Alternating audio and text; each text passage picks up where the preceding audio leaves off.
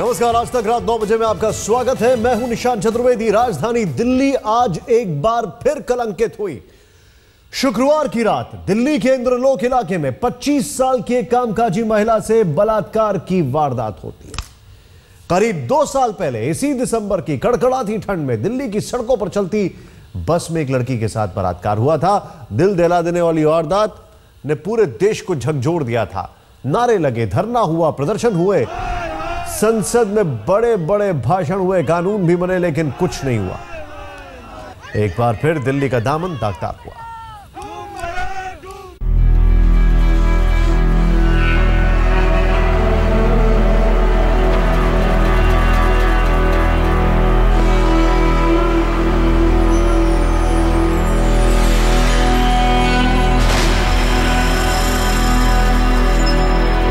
वो तारीख थी 16 दिसंबर 2012 की। दिल्ली की सुनसान सड़क पर दरिंदगी की इंतहा हुई। चलती बस में एक लड़की से रेप। इस हिला देने वाली वारदात पर गुस्सा भड़का, आक्रोश फूटा और अब देश की राजधानी की उस कलंक कथा के 2 साल पूरे होने से 10 दिन पहले एक बार फिर दिल्ली कलंकित हुई है।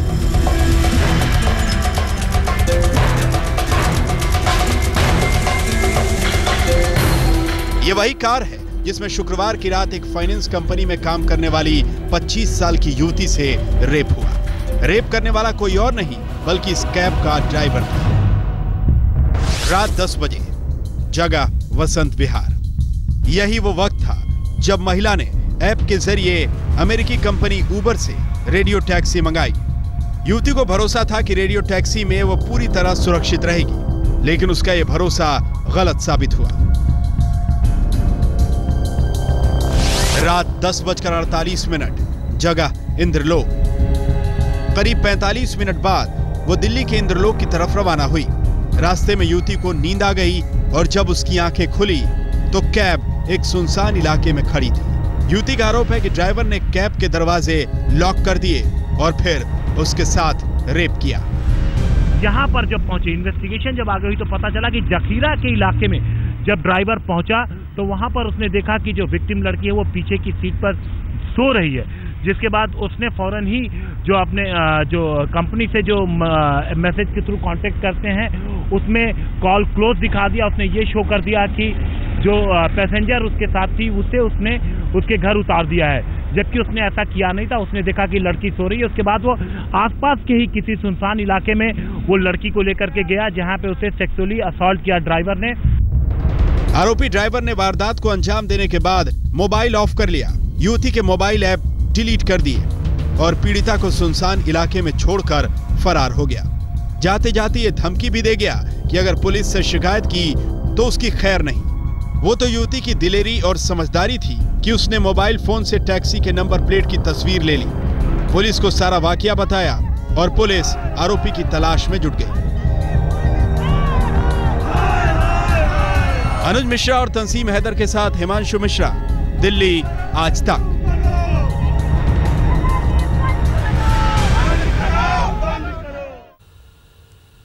मामला हाई प्रोफाइल युवती से बलात्कार का था, सो दिल्ली पुलिस ने आनंद फानन में आरोपी की तलाश शुरू कर दी। 1 लाख का इनाम रख दिया। 36 घंटे के अंदर पुलिस को मथुरा से आरोपी ड्राइवर को धर दबोचने में कामयाबी भी मिली। इस समय हमारे साथ इलाके के डीसीपी जो है मधु वर्मा जी मौजूद है, ये उनसे बात करते हैं। सर, आपको कहां से इसकी गिरफ्तारी हुई है? इसको मथुरा से शिव कुमार यादव, जो इस केस में प्राइम एक्यूज्ड है, उसको मथुरा से अरेस्ट कर लिया गया है। Thank you. तो सर अब उसे क्या दिल्ली ला रहे हैं? इसको दिल्ली ला रहे हैं, जल्दी दिल्ली ला। कितनी टीमें काम कर रही थी, किस तरीके से? इसके ऊपर 4 टीम्स हमारी मथुरा में स्टेशन थी, इसको अरेस्ट कर लिया गया। बाकी डिटेल हम आपको बाद में देते हैं। तो जाहिर सी बात है, जिस तरीके से ये पूरा मामला था उसके बाद अब पुलिस को इस पूरे मामले में राहत मिली है। जो मुख्य आरोपी था पूरे मामले का, उसे पुलिस ने मथुरा से गिरफ्तार कर लिया है। कैमरामैन कुलवंत के साथ अनुज मिश्रा, दिल्ली आज तक। यह मामला इतना गंभीर क्यों है, जरा सोचें। क्यों? क्योंकि इलाका हाई प्रोफाइल है। जिस तरीके से चीजें की गई वो मिडिल क्लास के ऊपर के लोग करते हैं या अपर मिडिल क्लास के लोग करते हैं।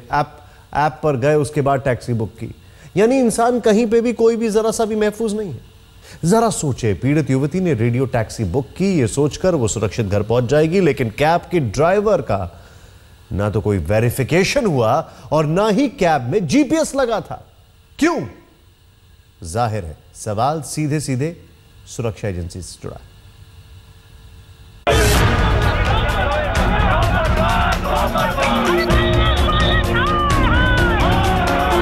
एक बार फिर दिल्ली की सड़कों पर दिल्ली पुलिस के खिलाफ नारे बुलंद हो रहे हैं।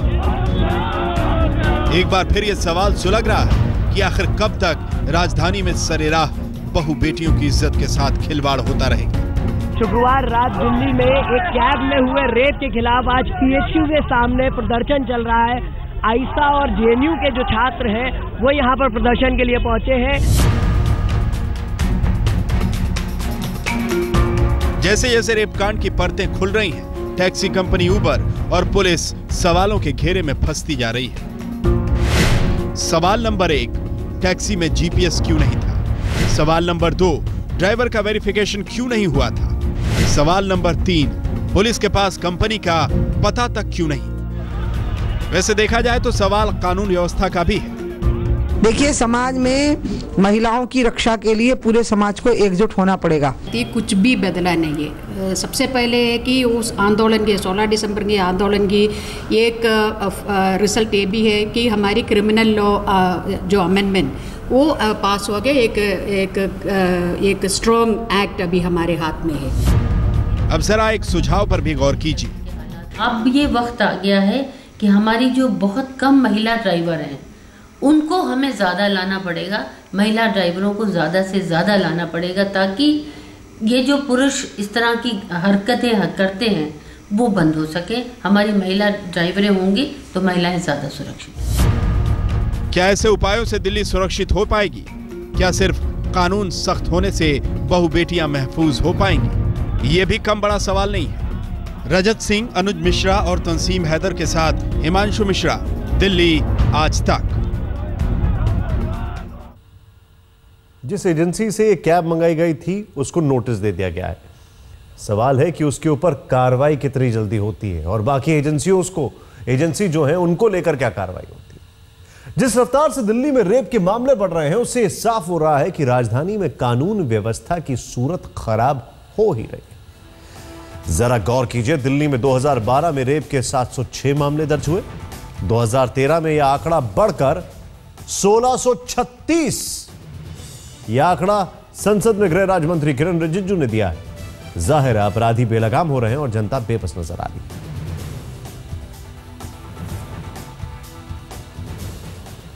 कि देश की राजधानी की बात हो रही थी, यह मत भूलिएगा।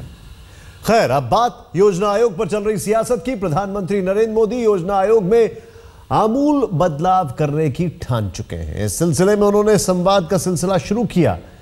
आज प्रधानमंत्री मोदी ने देश भर के मुख्यमंत्रियों की बैठक बुलाई, लेकिन बैठक में जो कुछ भी हुआ उससे साफ हो गया कि फिलहाल इस मसले पर से विवाद का साया खत्म होने नहीं जा रहा है।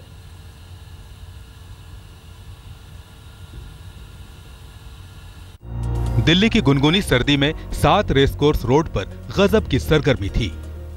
मोदी की मेजबानी में देश भर के मुख्यमंत्रियों का मजमा जुटा था।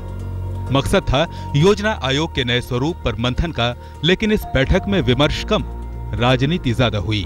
योजना आयोग के ढांचे में बदलाव का विरोध कर रही कांग्रेस पर मोदी के वित्त मंत्री अरुण जेटली ने यह कहकर बड़ा वार कर दिया कि पूर्व प्रधानमंत्री मनमोहन सिंह भी बदलाव के हिमायती थे। 2012, a parliamentary consultative committee made certain recommendations. He also referred to an important comment to the Planning Commission made by Dr. Manmohan Singh as to the changed role in which the Planning Commission has to reinvent itself. प्रधानमंत्री मोदी ने अपने संबोधन में मनमोहन सिंह का बाकायदा जिक्र किया। मोदी के बयान पीआईबी की साइट पर चस्पा किए गए। सरकार की तरफ से पूरी कोशिश ये साबित करने की रही कि बदलाव का सूत्रधार तो कांग्रेस ही रही। बैठक से 4 मुख्यमंत्री नदारद रहे। पश्चिम बंगाल की मुख्यमंत्री ममता बनर्जी, जम्मू कश्मीर के मुख्यमंत्री उमर अब्दुल्ला, झारखंड के मुख्यमंत्री हेमंत सोरेन और मिजोरम के मुख्यमंत्री लालथन हवला। इनमें से कुछ ने अपने नुमाइंदे के तौर पर मंत्रियों को भेजा तो कुछ ने अफसरों को। सियासत साफ साफ नजर आ रही थी। बावजूद इसके पीएम मोदी ने टीम इंडिया का नया नारा भी बैठक में उछाल दिया। He believed that the process of policy planning has to now change from top to bottom to bottom to top. मौजूदा सिस्टम को बदला जाए और नीति निर्धारण में राज्यों की भागीदारी और बढ़े, इसके तो सभी पक्ष में है, लेकिन सियासत की कुछ अपनी मजबूरियां हैं।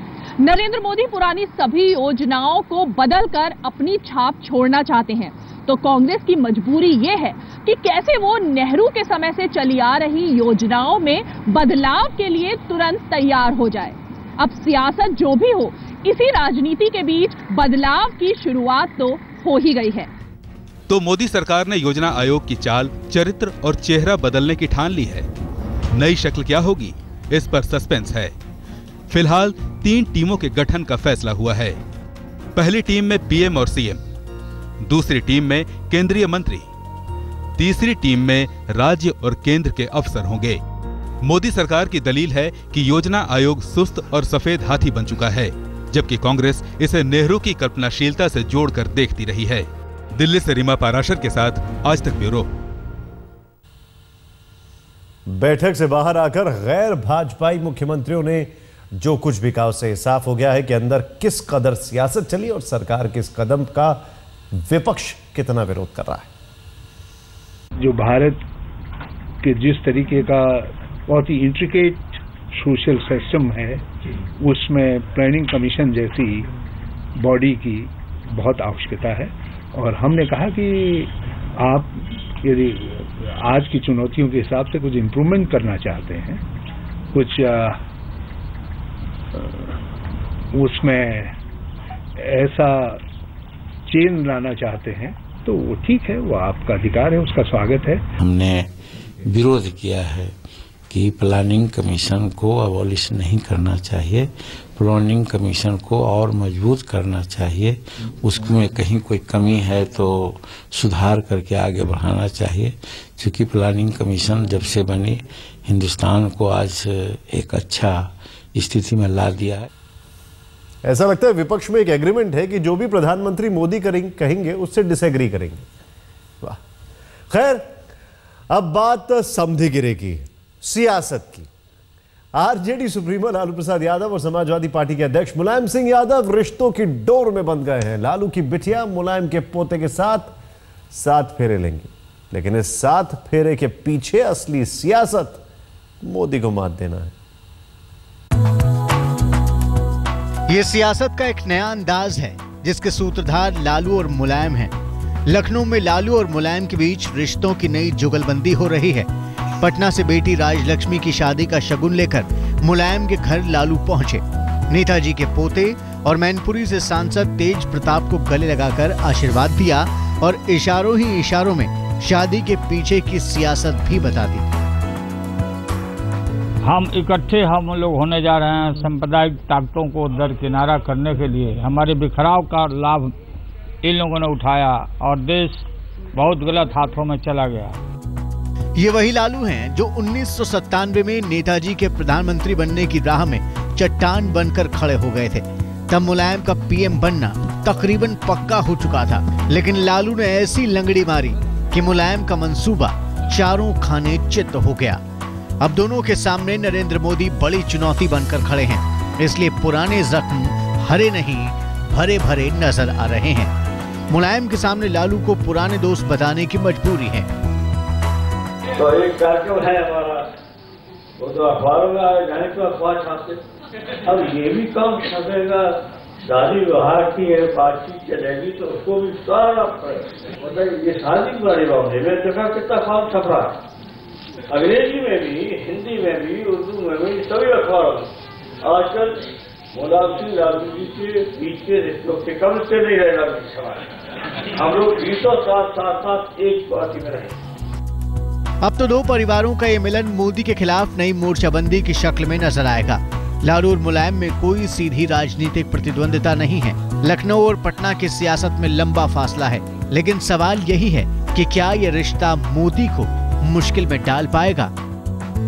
तो शगुन की रस्म के साथ साथ मुलायम सिंह यादव और लालू प्रसाद यादव दोनों परिवारों के बीच एक नए रिश्ते की शुरुआत आज हो ही गई। दोपहर करीब 1:30 बजे लालू प्रसाद यादव अपने परिवार के लोगों के साथ लखनऊ पहुंचे थे, बाकायदा फल और मिठाइयों के साथ, जो कि शगुन की रस्म होती है।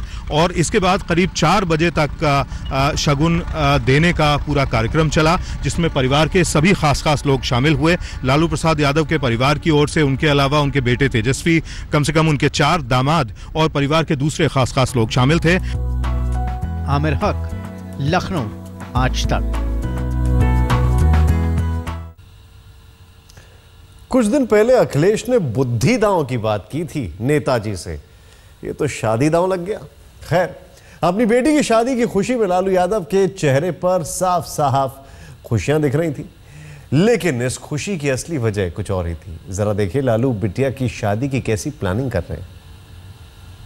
तो 90 में राजलक्ष्मी का जन्म हुआ था, तो उस बेटी को हम नेताजी के परिवार में तेज प्रताप को के हाथों एक सूत्र में बांधने का हमने ये दान हम करने जा रहे हैं बेटी को, इनके परिवार में।